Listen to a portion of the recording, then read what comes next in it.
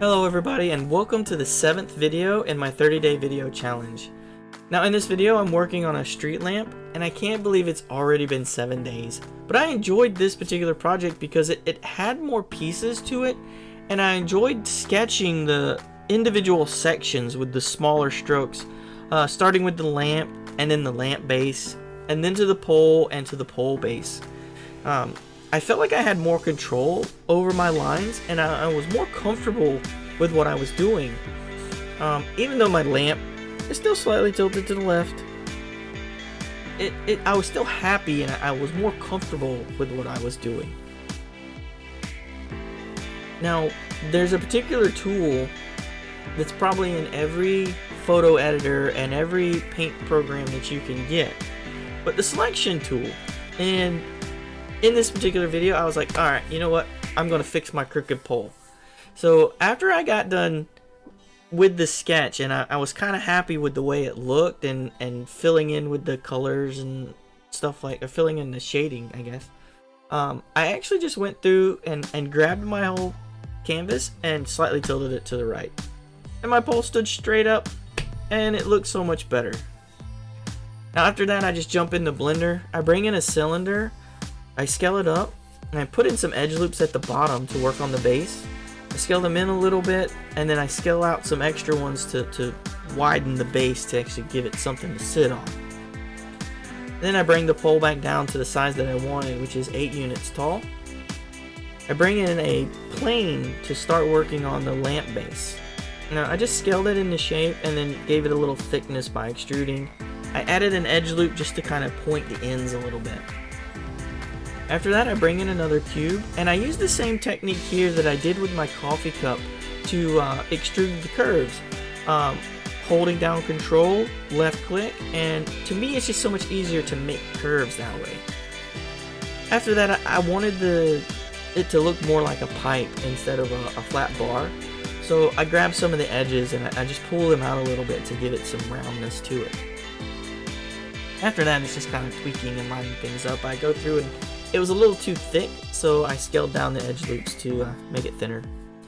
After that, I bring in another cube and scale it out and rotate it 45 and put it into place.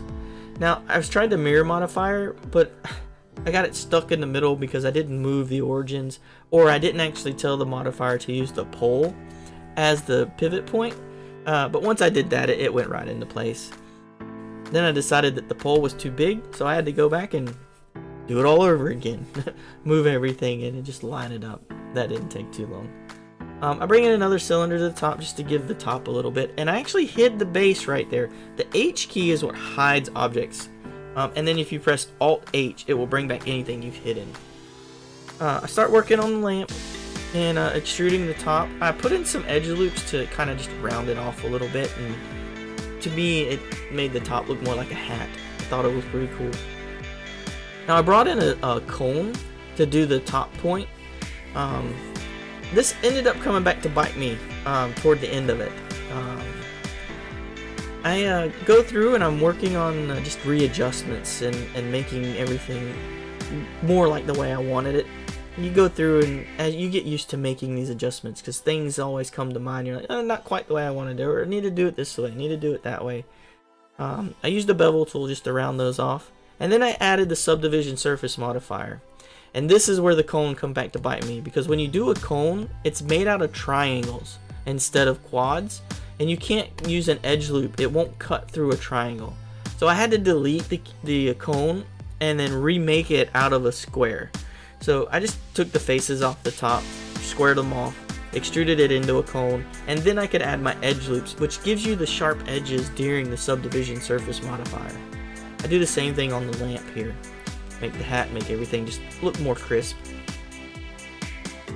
After that, I actually decided to go ahead and bring in the camera and a lamp to go ahead and render out an image. And I did this in cycles. Even though there's no materials or colors, I really like the way the images look when you render them out versus just inside the actual editor itself. I really hope y'all enjoyed this video. I've had fun for these past 7 days, and I look forward to the next 7 days. If you have any suggestions, any comments, if you like the video, please share it And if you haven't already, go ahead and hit that subscribe button for the channel. I look forward to seeing y'all tomorrow. Y'all have a good night.